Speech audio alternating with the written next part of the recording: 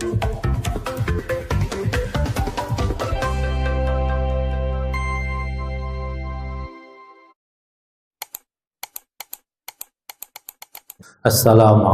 warahmatullahi wabarakatuh. Bismillahirrahmanirrahim. Alhamdulillahirabbil alamin.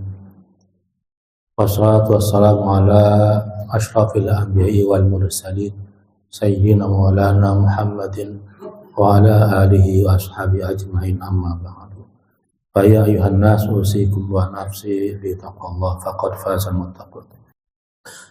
Hadirin hadirat jamaah, bapak-bapak, ibu-ibu yang semoga kita semua dikaruniakan rahmat oleh Allah Subhanahu wa taala.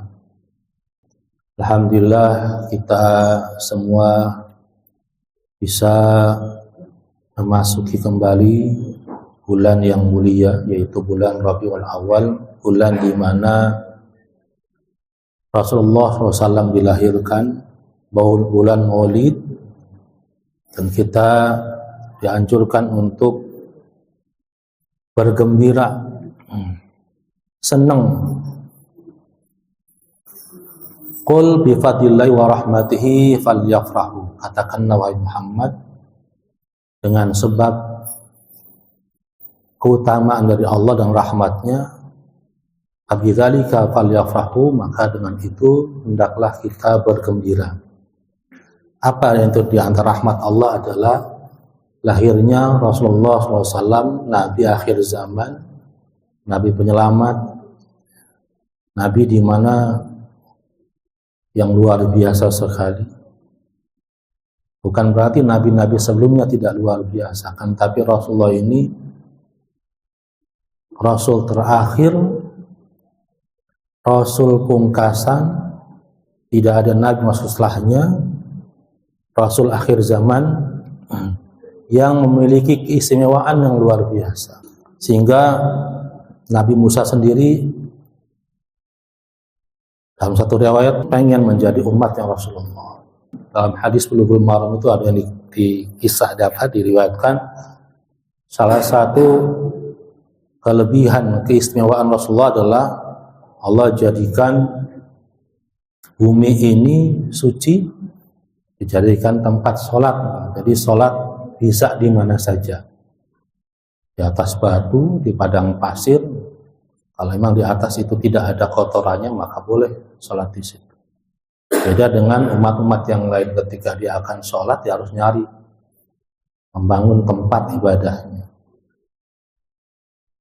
Kemudian di antaranya adalah jadikan badan kita ini proporsional gitu ya, pas.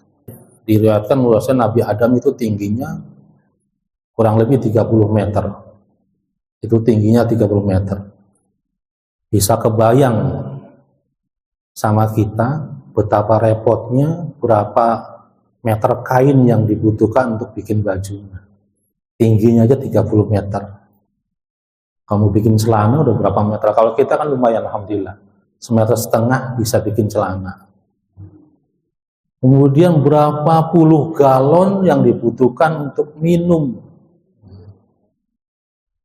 Alhamdulillah ya Allah. Di antara keistimewaannya adalah seperti itu. Keistimewaan yang lainnya adalah umat-umat sebelum Rasulullah, ketika nabinya jengkel karena didakwahi nggak mempan, langsung berdoa, dosanya langsung Allah timpakan azabnya. Umat Nabi Nuh Allah tenggelamkan, umat Nabi Lut Allah hancurkan. Tapi ketika Rasulullah umatnya, Allah tunggu kapan tobatnya, Allah tunggu kapan istighfarnya. Bahkan nggak usah tobat, maksudnya nggak usah pakai ritual tobat. Ketika kita bermaksiat kepada Allah, kemudian tergerak dalam hati kita rasa nyesel, kemudian mengucap Astagfirullahaladzim, ghufirallah, langsung Allah ampuni. Ketika kita berbuat maksiat, kemudian hati kita muncul rasa nyesel, ya Allah, saya salah ya. Langsung ucap keluar dari dalam hati, diucapkan di mulut, astagfirullah. Maka kita itu juga Allah langsung ampuni dosa-dosanya. Luar biasanya rahmat Allah. Ditunggu kapan taubatnya.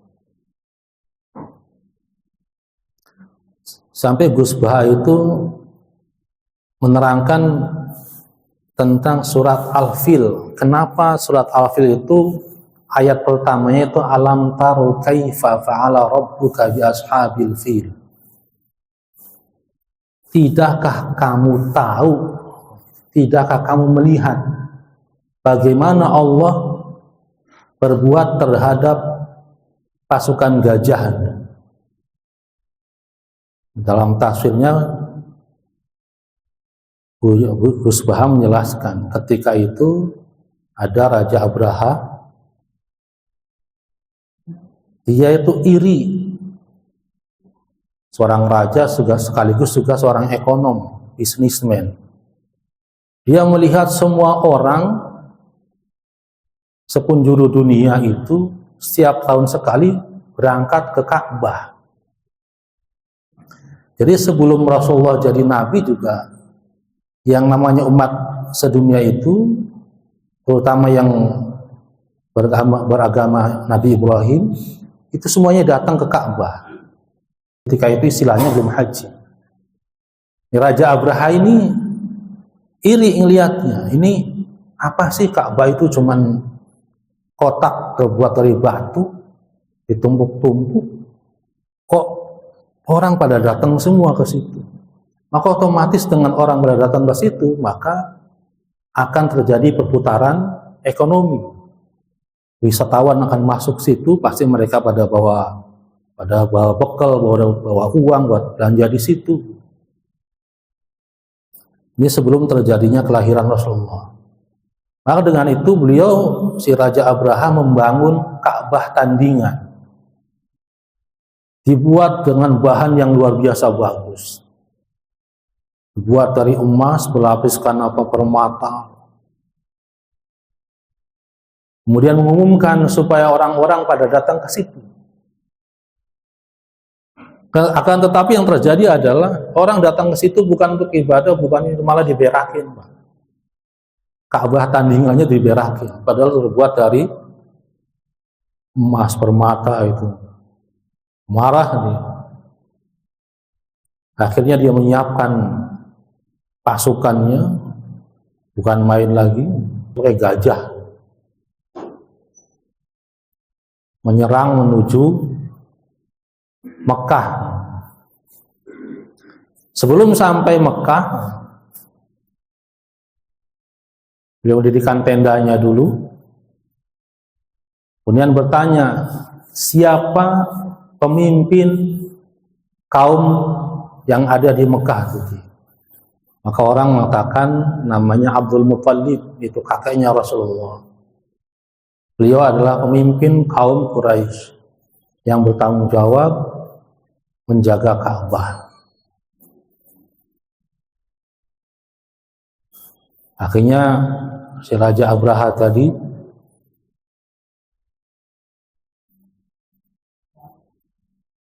memanggil Abdul Muttalib, tapi sebelumnya sudah nyerang dulu, nyerang semua binatang ternak yang ada di situ, dijarah sebagai rampasan perang.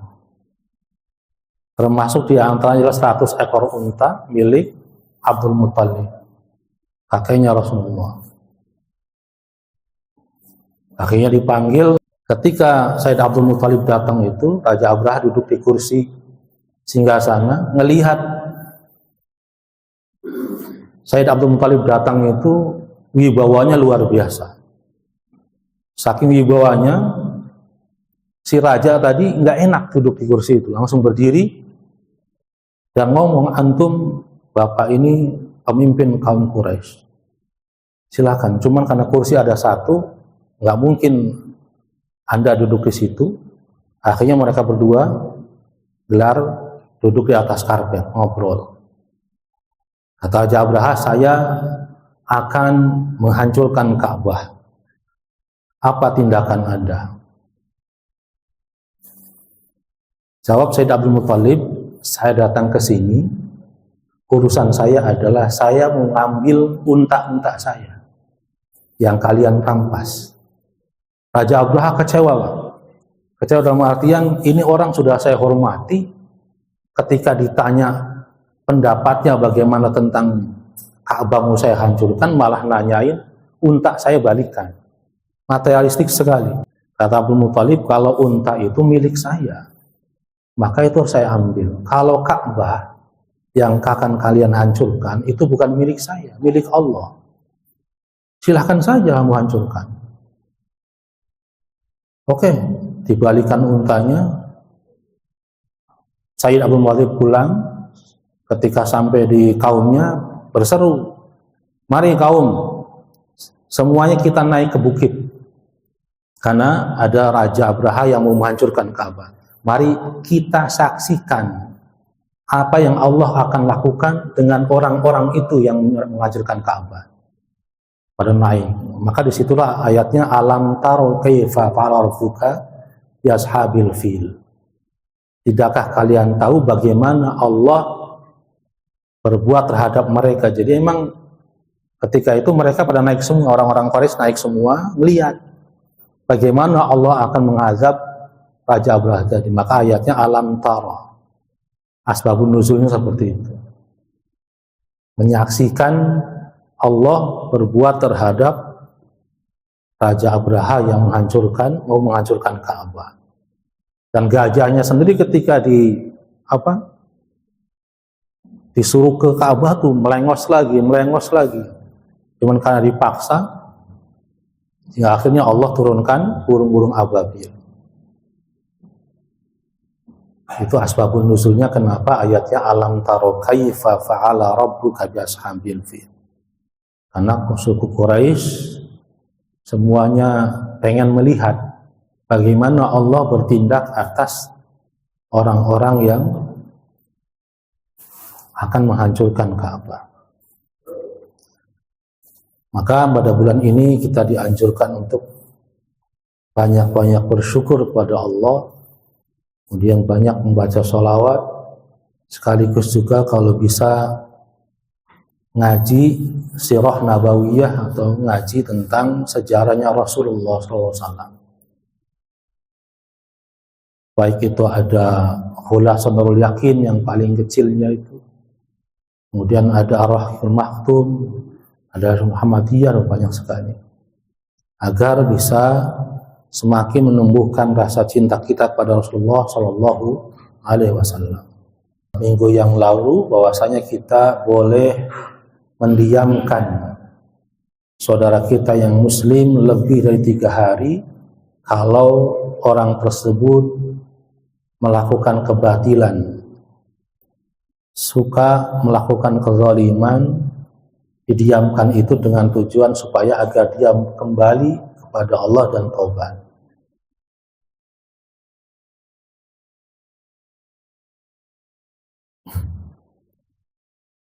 Wa 'alaika bil husni wal ihtimam bisababi nazabihi nal balaya wal waba. Kemudian berikutnya adalah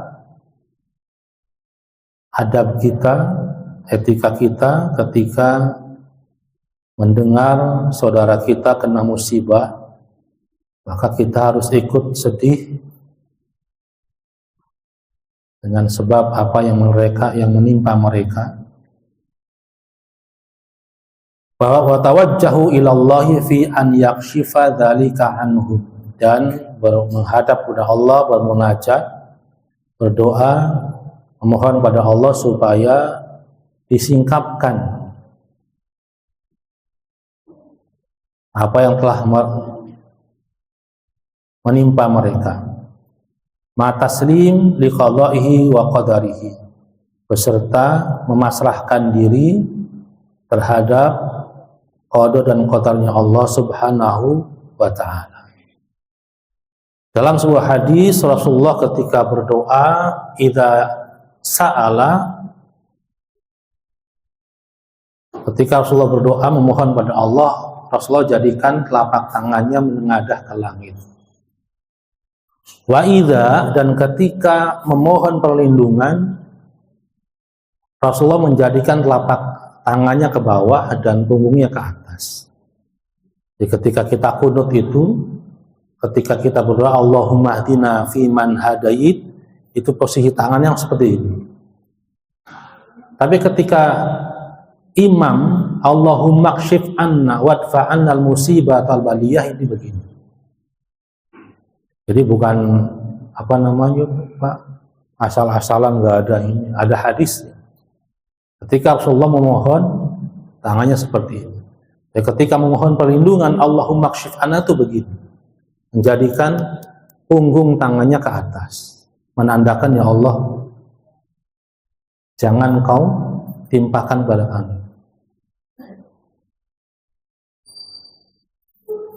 Ini sebuah ilmu pada kita agar tidak kaget, oh ada yang begitu. Jadi ketika doa kunut, Allahumma kshif anna wadfa annal musibat al baliyah, atau doa-doa yang lain. Di kesempatan yang lain, kalau imamnya baca doa, pimpin tahlil, kemudian ada doa Allahumma kshif anna, segera balikan telapak tangannya seperti ini.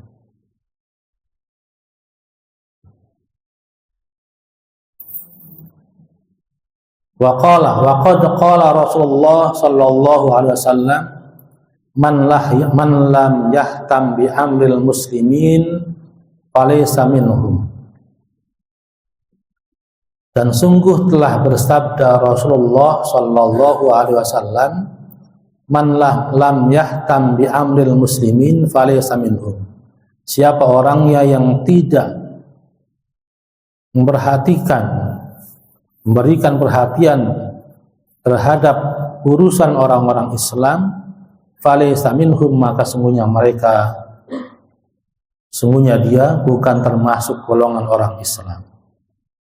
Ada orang Islam kena musibah, cuek saja, maka orang tersebut sebagaimana sabda Nabi bukan termasuk golongan Islam walaupun dia orang Islam. Wa qala shalawatullahi alaihi, dan Rasulullah SAW bersabda, mathalul mu'minina fi tawadihim wa ta'atufihim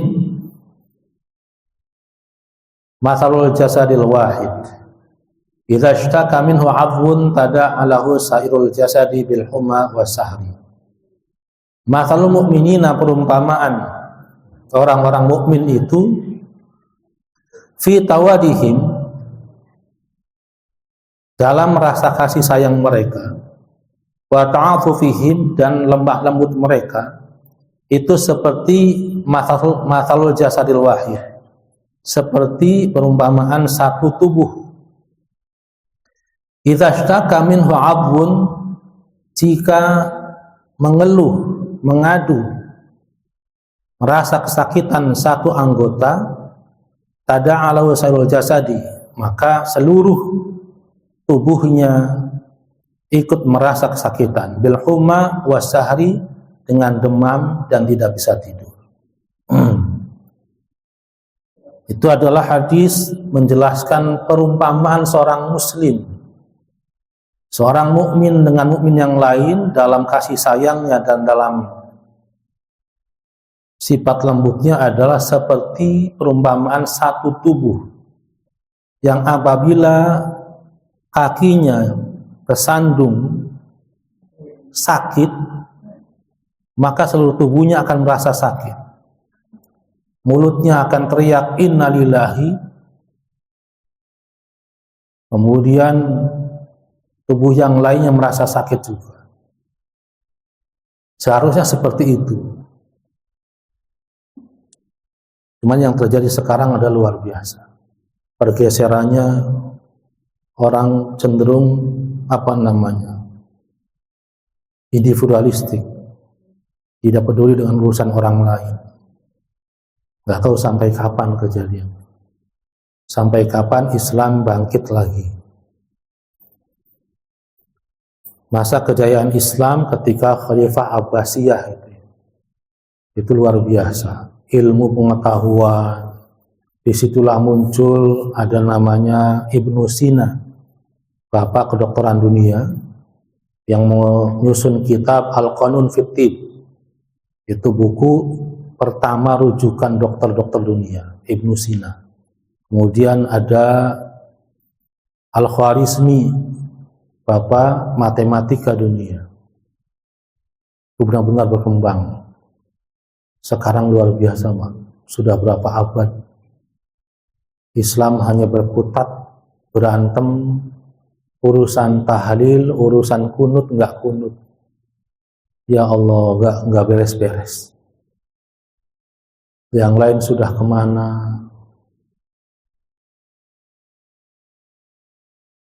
Sehingga akhirnya luar biasa, puncaknya adalah Palestina sampai sekarang seperti itu. Dan kita nggak bisa apa-apa kecuali doa saja. Nah, Rasulullah mengibaratkan seperti itu.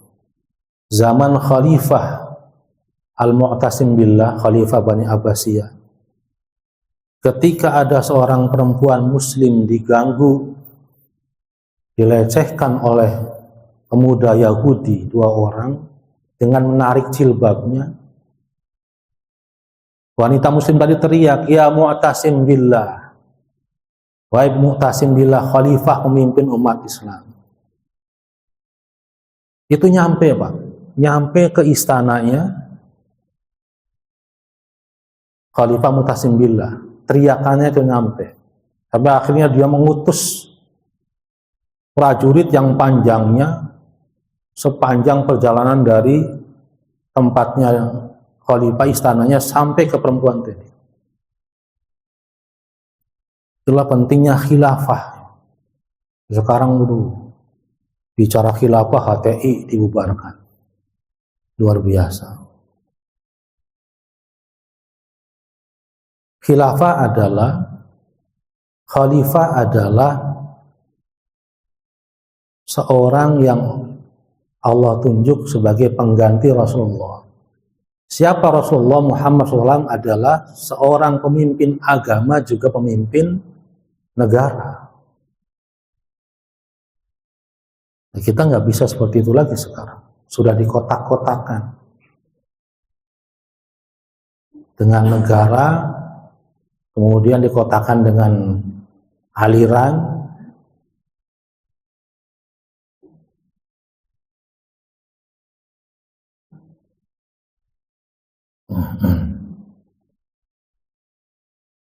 Wa qala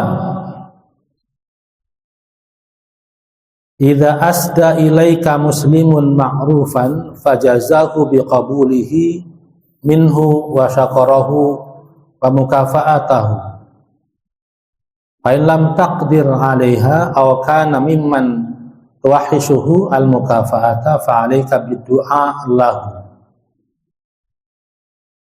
Dan dikatakan dan berkata al-muallif, idza asda, jika ada seorang muslim yang asda memberikan ilaika kepadamu ma'rufan, sebuah kebaikan, fajazahu, maka hendaknya kamu membalasnya biqabulihi, pertama dengan menerima kebaikan tersebut,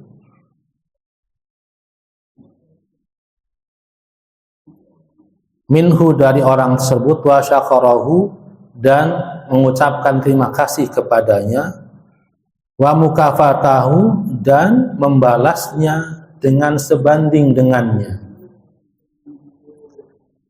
Ini Rasulullah bersabda, jika ada seorang muslim yang memberikan kita sesuatu, entah kue, entah makanan, maka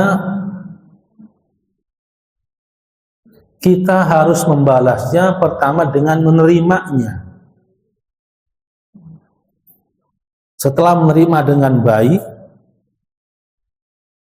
kemudian yang kedua adalah dengan mengucapkan terima kasih. Yang ketiganya adalah berusaha membalasnya dengan yang sebanding, dengan yang serupa. Kalau dikasih kue donat, Dunkin Donat satu dus, maka kita membalasnya dengan serupa, memberinya lagi dengan donat satu satu dosa lagi.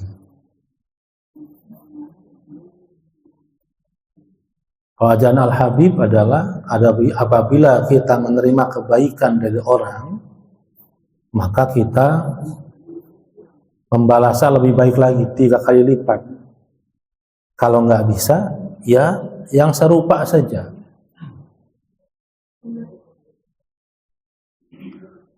Sama halnya dengan kita membalas salam. Kalau kita salamnya cuman assalamualaikum, maka orang juga menjawabnya waalaikumsalam. Tapi kalau assalamualaikum warahmatullah, maka orang itu membalasnya waalaikumsalam warahmatullah. Paling tidak sama.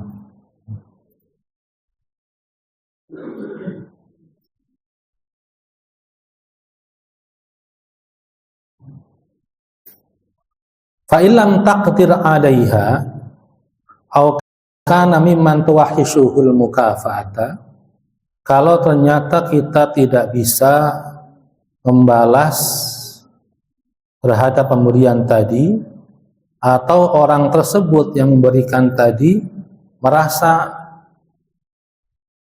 kurang nyaman ketika dibalas, fa'alika bid-du'a lahu, maka wajib atas kita yang menerima kebaikan dari orang Islam tadi membalasnya dengan doa.